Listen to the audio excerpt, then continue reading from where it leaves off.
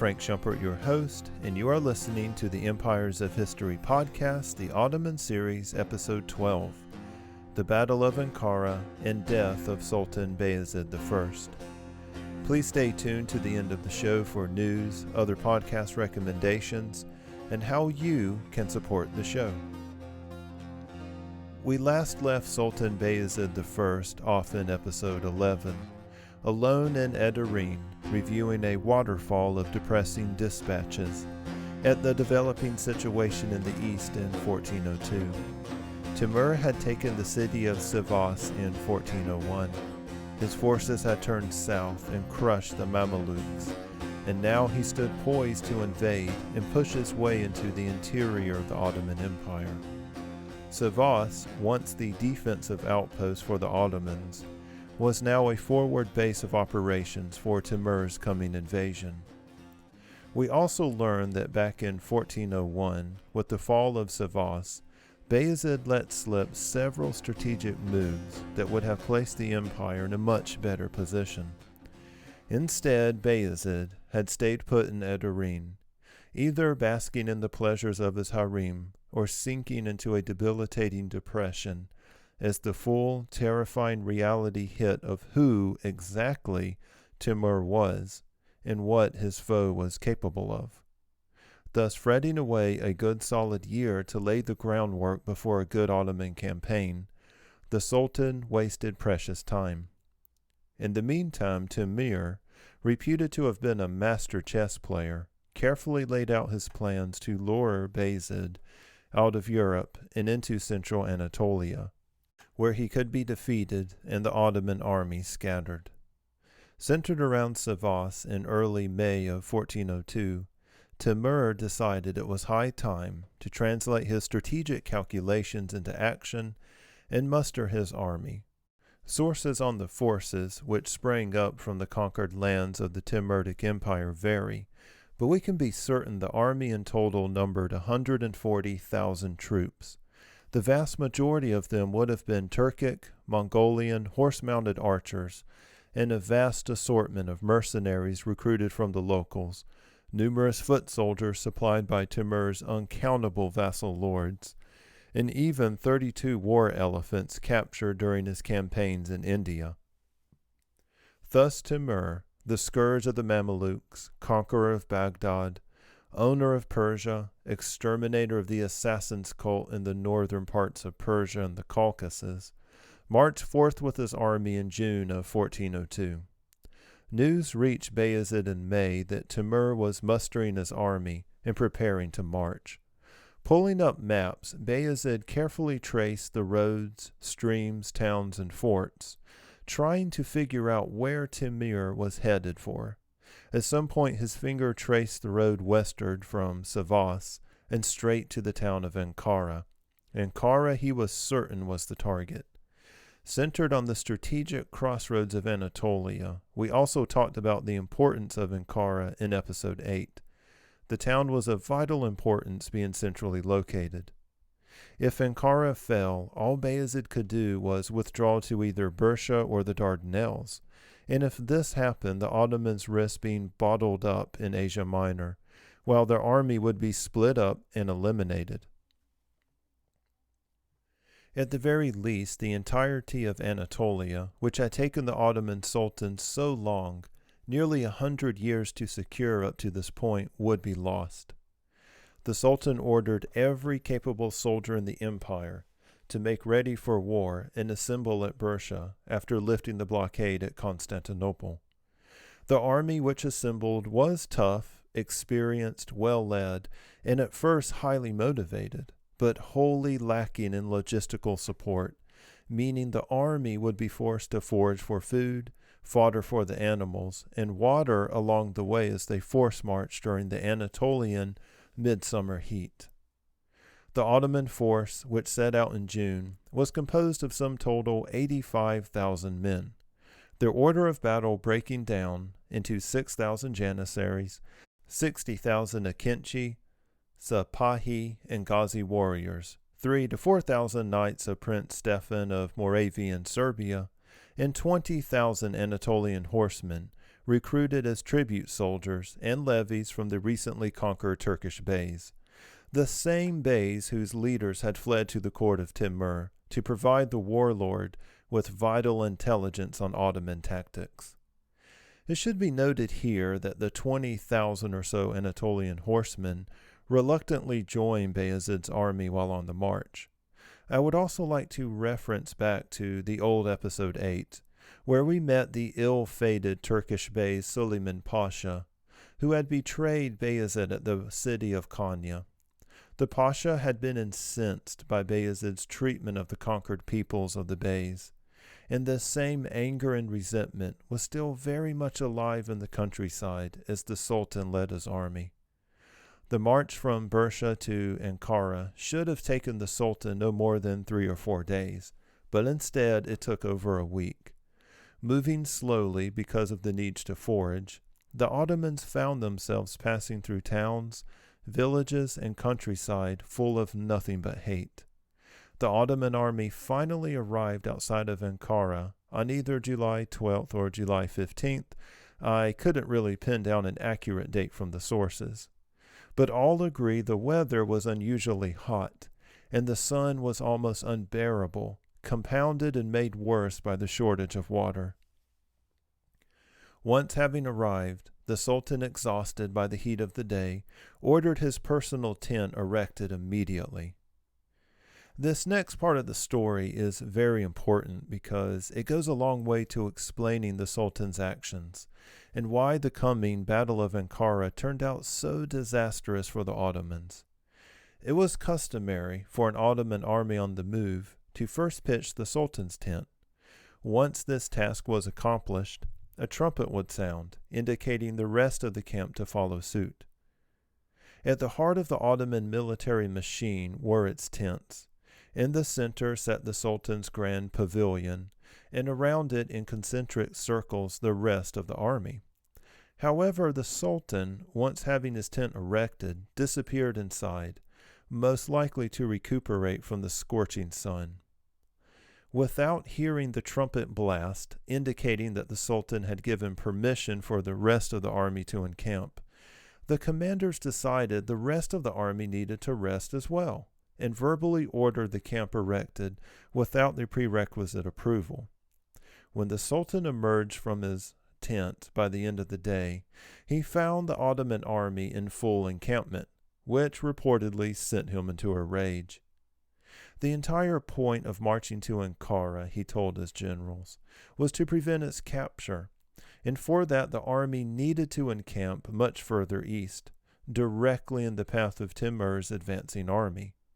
The way the logistics of tent building goes is that it's always much faster to build the tents than take them apart, and carefully have to pack them away. Rather than wasting hours taking everything back apart, the Sultan ordered his generals to leave a small garrison behind, guard the tents and their baggage trains, and head out with the main army on the road to Sivas to find Timur before he arrived. Bayezid's generals begged and pleaded on behalf of their now thoroughly exhausted troops for the Sultan to allow a few days' rest. Some of the generals also argued at this point that given the superiority in numbers of Timur's army, 140,000 versus the Ottoman 85,000, it was far better to retreat into the mountains and thereby negate the numerical advantage held by Timur's forces. The Sultan, however, refused to relent, and ordered on pain of immediate execution anyone who disobeyed his orders. Bayezid set out with his army that same day, leaving behind a small garrison to guard the encampment with all their baggage. Of greater fact still was that when the Ottomans went to war, their entire government went to war as well. In the camp would have been administrators, various functionaries of the court, tax collectors, and even custom officials. The Ottoman treasury was kept in the Sultan's grand pavilion, along with all 8 of his wives and concubines, who cared for his young infant sons as well. The Ottoman camps then were nothing short of the empire's mobile capital, making the rounds while on campaign. I promised to cover the Ottoman military machine by examining the logistics, camp layouts, and tactics, and dedicate an entire episode on the subject matter at a later date. Once his army was fully assembled, Bayezid headed east and sent his advance scouts, the Akinci and the Anatolian horsemen, in search of Timur's army. By the next day, after a full day of forced marching and scouts, coming back with no sign of Timur's forces, it seemed like fate was playing a sad, ironic joke upon the Sultan by placing him militarily, tactically, and morally at the same disadvantageous position King Sigismund had been during the Crusade of Nicopolis. In episode 10, we learned how Sigismund's army set out, leaving behind strong defensive positions, in search of Bayezid's army, only to have their scouts unable to locate him. Suddenly, much to Sigismund's sorrow and terror, the Ottomans showed up behind the Crusader army, causing all manner of havoc. Bayezid couldn't have known it, or perhaps he could have figured things out if he merely paused long enough to reflect on the fact picture. But as he marched east, he was falling right into Timur's trap. The Central Asian Warlord had intentionally not marched straight for Ankara, but had instead merely presented his army as a threat. Once Bayezid took the lure and rushed headlong to Ankara, Timur, once he was sure Bayezid had encamped at the city, went off trail and headed southwest of the road to Ankara. In doing so, he managed to evade the Sultan's scouts and land his army directly east of Ankara without Bayezid being none the wiser. Looking down on the Ankara plain at the poorly defended Ottoman camp, on July the 19th, 1402, Timur's army charged and seized the entire camp, and thereby captured the baggage train, the Sultan's family, and all the core government officials who were not with Bayezid's army at the time, this to include the treasury. Even more devastating, however, is Timur ordered his men to dam up the small river, the Ankara River as it's named today, and diverted the water sources that flowed from that river down the road to where Bayezid's army was located. His men filled, destroyed, or barricaded every spring and well they could find within a 10-mile radius. That night, Timur happily retired to his tent and set about playing chess with his favorite son Miran, and plotted how the next day's battle would go.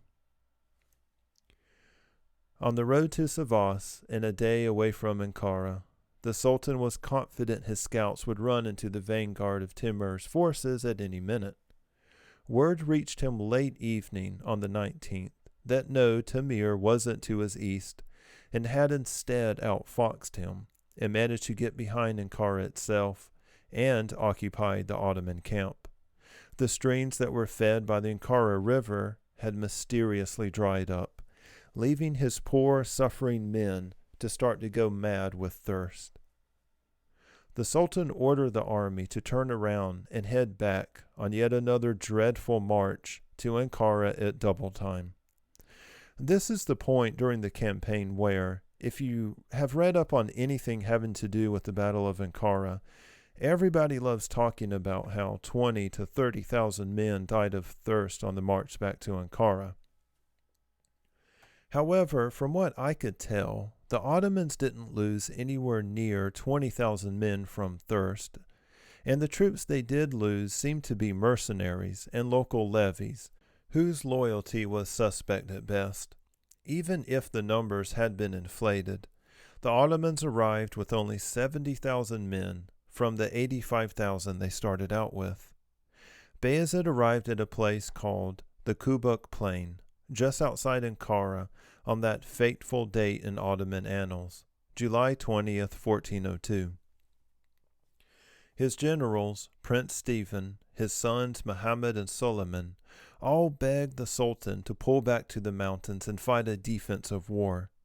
This would have been the only sensible option at this point.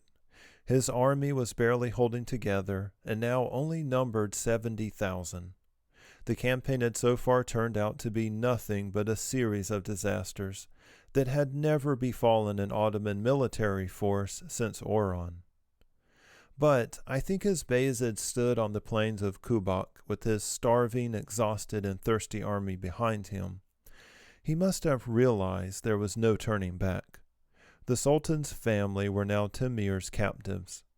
One wonders if Bayezid had time to reflect upon his diplomatic correspondence with Timur, by which, in prideful boast of Ottoman arms, he had goaded the warlord by saying that should the Sultan falter in battle, Timur could rape Bayezid's wives. Those words surely hung heavily in the air that day.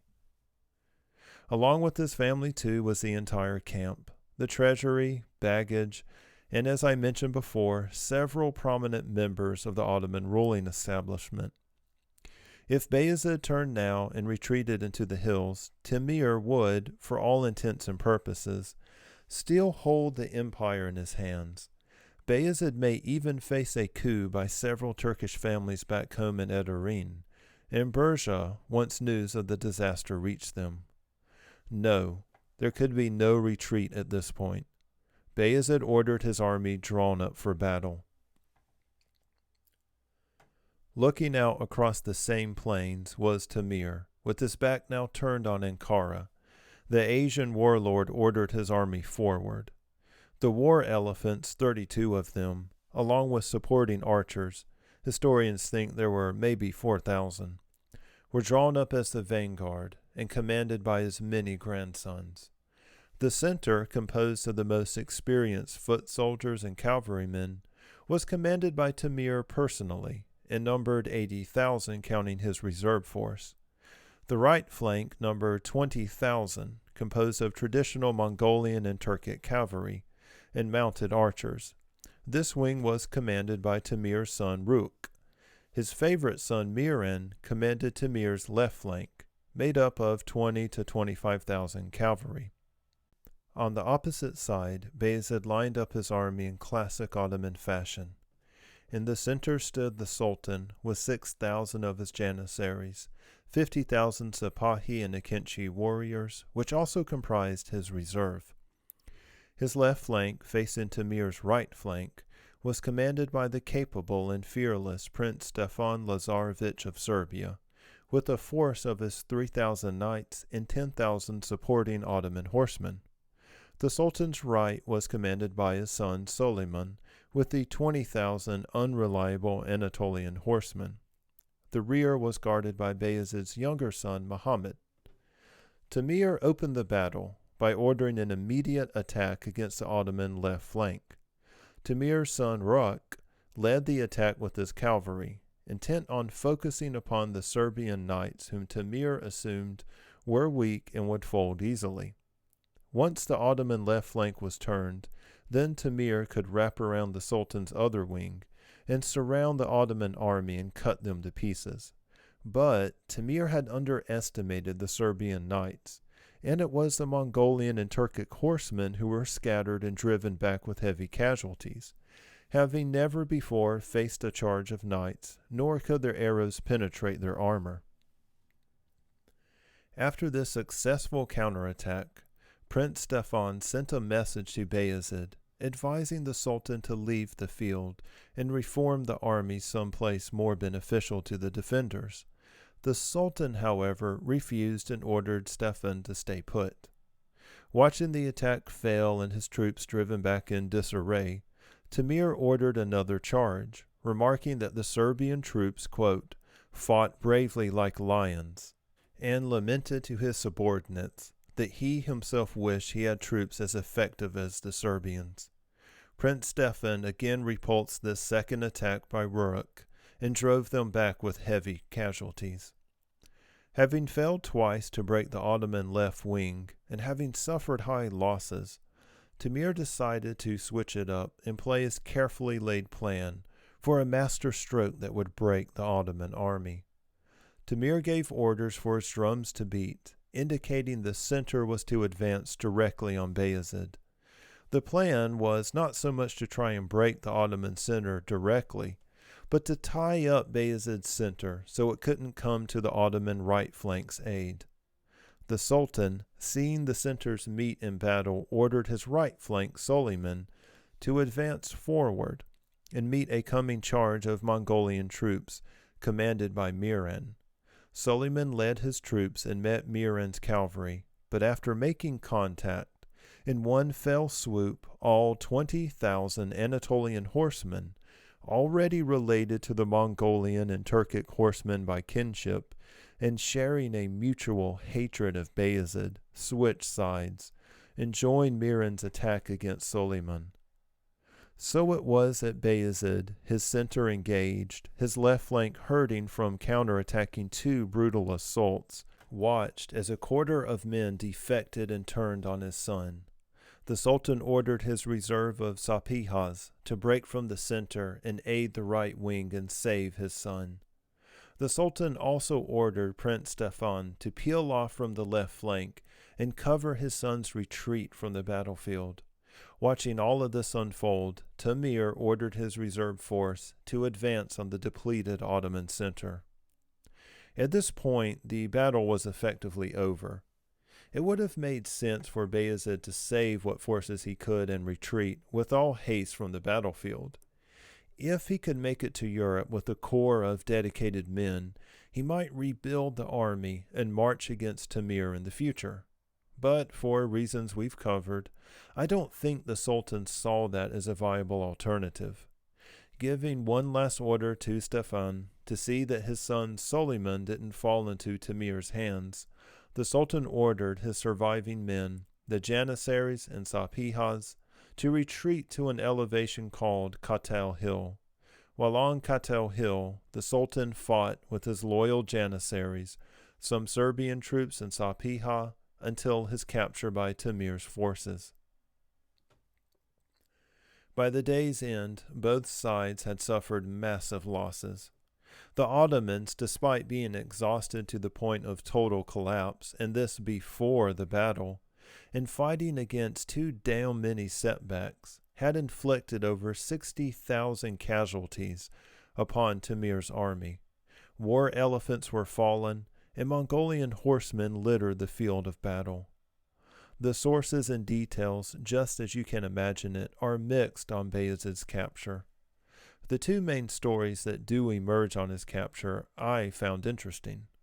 The first was, after having realized there were no other place to retreat to, Bayezid broke off and tried to flee from the encirclement, only to have his horse shot out from under him and taken prisoner.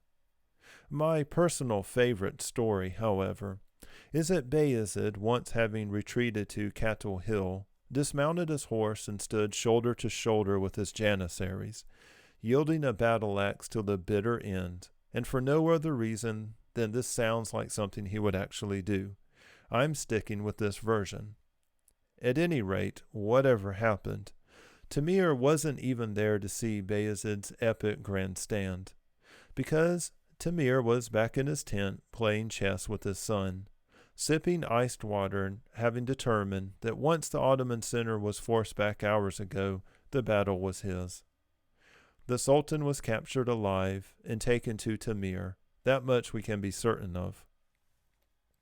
What happens next, and the circumstances of Bayezid's death, though is anyone's guess, as a historical record disappears into a black hole of myth, legend, rumor, political retelling of old stories for propaganda purposes, during the Ottoman reform era known as the Tazimat. When in the 16th century the Ottomans got serious about conquering the entire Middle East, they would look back and resurrect the memory of Bayezid, not to be retold with shame and grief, but rather as a heroic last stand. The Thunderbolt Sultan would live on, in a special place within the Ottoman psyche, much the same way Custer's last stand is still alive in the myths and legends in our own times. Ottoman historians loved spinning tales of the Thunderbolt Sultan's bravery and stubborn nature, that only by act of treachery could such a great man be brought low. The account of Bayezid's death, like that of his capture, differ according to who you talk to. In our first account, repeated mainly by Persian and Arabic sources, seem to indicate that Bayezid led a life of relative comfort in Timir's court. The Central Asian warlord was ever careful to show respect to not just the status of his important captive, but to preserve his prize in mind, body, and spirit, if only for the opportune time to unleash him on the fragmented Ottoman Empire. Timur is said to have reveled in the attention poured out on him from Europe's major courts: France, England, Venice, Rome, Florence, the various German princes, Byzantine, and Hungarian envoys all sent gifts and money, hoping to tilt Timur's favor towards their plight. The Byzantines implored Timur to crush the remnants of the Ottomans in Anatolia, and even sought talks with him to ferry his troops into Europe and destroy the Ottoman presence there as well. The Venetians saw Timur as stopping the greatest threat to their eastern trade since the Mongol invasions. France and England, as ignorant of geography as Timur was of seamanship, attempted to bribe him into divulging the location of the sacred and mythic Prester John's kingdom. Timur, as I've said earlier, enjoyed the attention, as it only helped to bolster his own prestige and vision of himself as the one destined to rule over the entire world. As such, he sought only the well-being of Bayezid while he was his captive, and provided the Sultan with all manners of distractions and trappings due his status.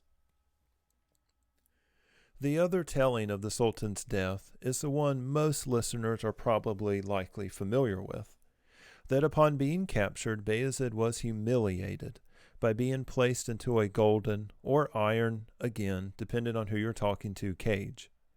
Then he was paraded around eastern Anatolia and put on display for the enjoyment of his once vanquished beys, most especially the surviving family members of the Bey of Konya, the Karmanids.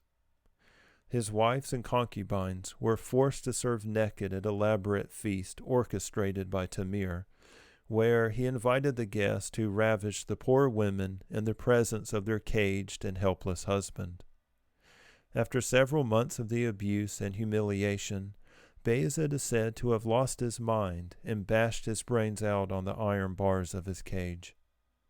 Although the sources differ as to his capture and death, they all seem to, strangely enough, agree that the Sultan died in Timur's captivity in March of 1403.